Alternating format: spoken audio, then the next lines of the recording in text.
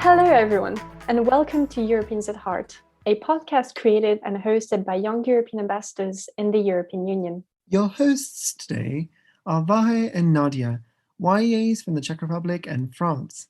We are here to introduce and discuss the first country of the Eastern Partnership in our podcast program, namely Georgia. We are excited to welcome our Georgian colleague and fellow YEA, Elene, who will tell us more about her country and the bustling arts scene. But before we begin, let's review a few facts about Georgia.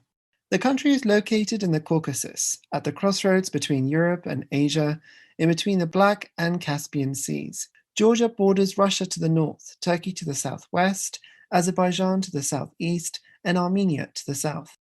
Georgia is a member of the EU's Eastern Partnership, and its relations with the 27-member bloc are governed by an association agreement, which has been in force since 2016. In case you want to dig deeper into the beautiful history, culture, and politics of Georgia, you can always write Sakartvelo in the search bar. Otherwise, you might have a hard time finding information that is not related to the state of Georgia in the US. That's so true, Nadia. And now, without further ado, let's welcome Elene. Hi, Elene. Hello. First of all, thank you very much. I'm more than happy to be here. I'm Elene Kobaidze. I'm 23 years old, young European ambassador from Georgia. I'm doing my master's in EU studies and hold a BA in social and political science, specialized in journalism and mass communications. I have participated in many EU-funded projects like Erasmus Plus programs and GCM provided by College of Europe in Natolin and in many YA activities. For the last year, I have been working in Philip Morris International in customer care department, and my priority is to be at a place where I can help my country to realize its potential in European family. Thank you, Elene, for such a beautiful introduction. Indeed, it's lovely to have you with us, Elene. Our questions for you today will be structured in the following manner. First, we will discuss Georgia as a country in general, including some of its interesting characteristics. We will then move on to talk about the Georgian art scene, including music, architecture, and film. And finally, we would like to ask you some questions on a personal level related to your perceptions of European identity and the EU. Let's kick off with the first question. If you could describe people from your country, which adjective would you use and why? I think I would use temperamental because Georgians are very emotional and moody and love to express their feelings. Very intriguing. Tell me, Elene, what's the traditional and unique holiday to Georgia? I think it's Bedoba. Bedoba in Georgian means a day of luck. It is New Year's second day, January 2nd, and is usually the continuation of the New Year's feast. According to the old traditions, what happens on Bedoba happens the whole next year. So a cheerful mood is advised. Everybody tries to do their best and live their life as cheerful as they can. That's a wonderful tradition for the start of the year. We've spoken of a unique holiday, and holidays are usually a time for tasty food. What's your favorite Georgian dish? My favorite traditional dish is gebzhalia, a dish originally from the West Georgian region of Sakartvelo, known to be a perfect starter. It consists of cheese rolls dipped in a mix of sour cream, milk, and naduvi. Naduvi is a soft, creamy cottage cheese, and those rolls are flavored with mint, salt, and pepper, float in a milky sauce. It's truly an authentic product of local cuisine, and it's super tasty.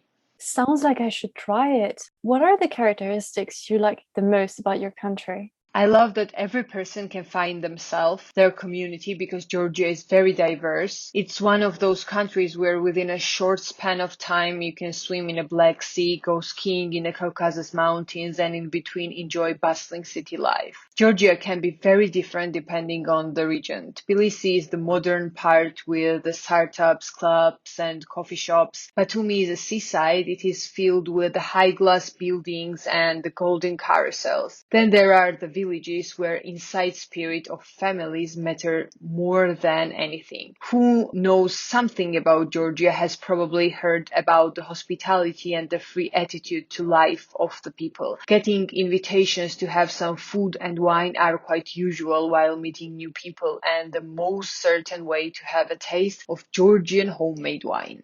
Those experiences sound incredible. What places then would you suggest us to go to on our first visit to Georgia? I think Georgia offers everything a traveler could want. Affordable prices, a welcoming culture, excellent transportation options, incredible mountains, seaside resorts, vibrant city life, and delicious food and drinks. There are so many destinations in Georgia to choose from. It depends what the person is looking for, actually. For the urban area, I would suggest Tbilisi and Tel Aviv. And for those who are more about connecting with the mountain nature, I think Tusheti and Svaneti. Outdoor lovers will be amazed by the stunning landscapes of the mountains. And for those who love seaside, I think Shekvetili, Ureki, and Batumi. Oh, really exciting. Now, moving away from the urban areas, what are your top 3 natural beauty spots or the most picturesque sites in Georgia and why? Probably I would suggest Tusheti, Svaneti, and Abu Delauri lakes. Tusheti is one of the most beautiful places on the planet Earth. While you are there, you can feel clouds under your feet. Svaneti is an ancient part of Georgia which is so remote that it had almost no influence from the attackers and conquerors. Even Georgian kings and queens really had a strong influence on Swani people. And last but not least, Abu Delauri lakes, 3 colorful lakes in northern Georgia, blue, green, and white. They are formed from snow, rain, and mountain ice. These lakes are frozen almost half of the year. It is though hiking route that takes 1-2 days, but beauty of surrounding nature is worth every bit of it. Elene, they sound so picturesque. And speaking of picturesque, we can now move on to talk about the second major theme of today's podcast, namely Georgian art and its various influences. So I'm going to ask you, what has influenced the evolution of Georgian art, and how is Georgian art perceived in the world? Georgian art has evolved over millennia and has grown along with the development of the country. The geographical location of Georgia being on the crossroads of Europe and Asia brought merchants and travelers of all kinds, which after defined the country's artistic and cultural heritage. Therefore, Georgian art has experienced influences of a variety of art styles, especially in the 19th century. Georgian culture is an exotic and mysterious. Elements of Anatolian, European, Persian, even Arabian and Far Eastern cultures have influenced Georgia's own ethnic identity, resulting in one of the most unique cultures in the whole world. Wow, so many influences. But thinking of it, it does make sense as Georgia is at the intersection of Europe and Asia. Going back to Georgia itself, to what extent would you say that art is an integral part of Georgian national identity and the everyday life in the modern day? Georgians are very artistic and emotional, so art is very organic expression of emotions and it's a part of our everyday life. In my bubble, for example, people are often visiting art exhibitions, festivals, and events to see something new, but in Georgia, those happen every week. Nowadays, I think contemporary artists prefer more creative locations rather than museum buildings, and art exhibitions are becoming more and more interesting and popular. It's so lovely to hear that young Georgians are very much in tune with artistic life. Let's talk about another facet of art, Georgian architecture. What architectural styles are specific or unique to Georgia? The country is exceptionally rich in architectural monuments, often known as a Georgian cross-dome style. The style of architecture developed in Georgia during the 9th century. Tbilisi is distinguished for the entrance halls of the residential buildings in its old town. All of the Tbilisi's vestibules are very, very different, and there are lots of incredible old houses hidden in different districts of Tbilisi city that can be considered excellent representation of the architectural heritage. Your descriptions appear to me to be interestingly both similar and different from the kind of architecture we have in Europe. But on a different note, let's discuss music now. Could you tell us about your favorite piece of music? My favorite piece of music is Muhambazi, performed by Dielo. It is from 1975. It's like fusion psychedelic urban folk. Diallo was created in 1962. Muhambazi is the rarest example of such a direct and successful combinations of urban song and psychedelic music. A slow song with hyponic drums and the combination of the minimalist guitar and keyboard accompaniment. It's for sure my favorite piece of music from Georgia. I've added it to my playlist and will listen to it after our interview. To our lovely listeners who are with us today, you can find some of the links to the various pieces of information Elene has spoken of in the description bar. The final aspect of art, though, that we would be interested in hearing about is Georgian film. Could you tell us your top 3 Georgian movies? It is very, very hard for me to pick only 3 from all my favorite Georgian movies, but here they are. And the first one will be And Then We Danced. It's an Georgian, Swedish, French co-production. The film premiered at Cannes Film Festival. After international recognition, Levan Agim's film was nominated for an Oscar by Sweden. Dance is both a personal expression of freedom and oppressive enclosure in And Then We Danced.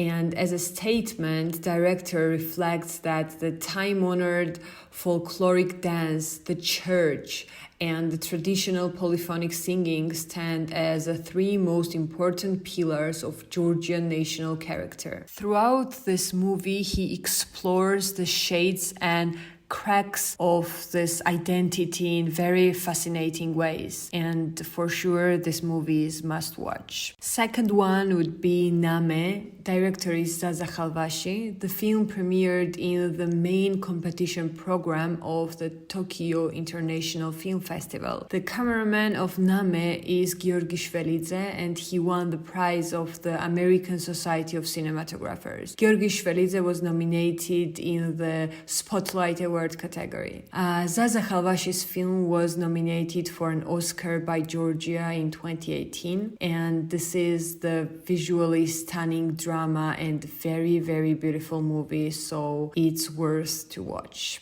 The third and last but not least movie would be The Other Bank. Director is Georgi Ovashvili. The film, which has won more than 30 international awards, is the director's debut. It is about the young refugee and his mother and how they arrived in Tbilisi from Abkhazia. And after arriving in the Georgia's capital, the young boy encounters difficulties with his mother and begins a lonely journey back to Abkhazia to find his father. So those are my top 3 favorite movies.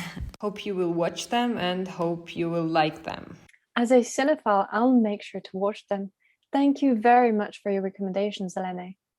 Moving on to our final section of this interview, let's discuss all things Europe. I would like to ask you, what is the first thing that comes to your mind when thinking about the EU? While thinking about the EU, first word that pops in my mind is opportunities. I had first-hand benefits from the EU, and I'm really strong EU enthusiast, and that is why when I think about EU, I think about opportunities. Speaking of opportunities, what is the best experience you would say you have had in EU-funded programs? I know you are involved in a whole variety of activities.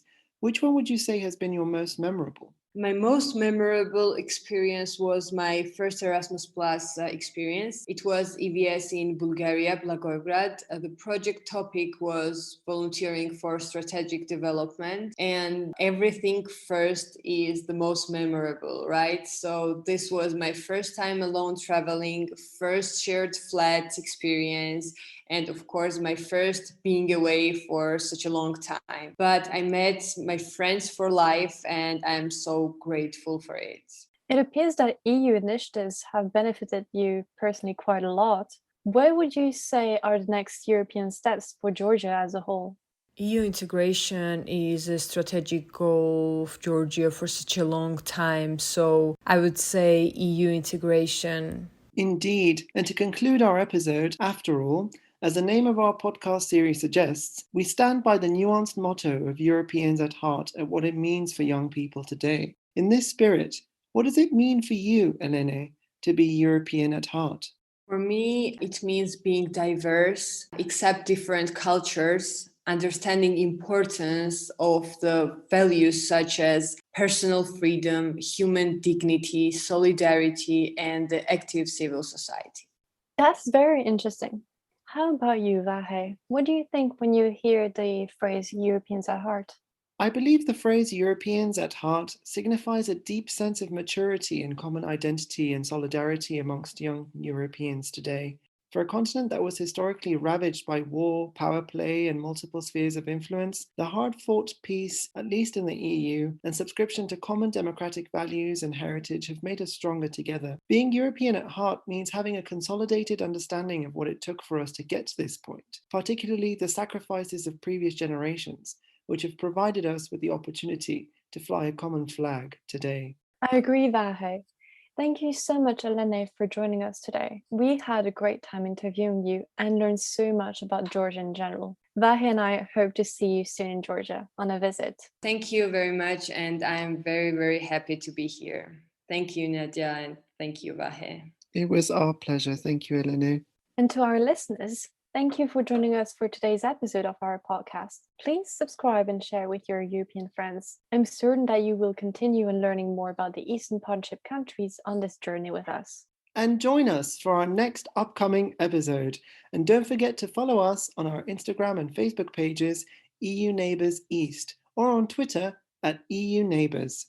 Thank you and goodbye.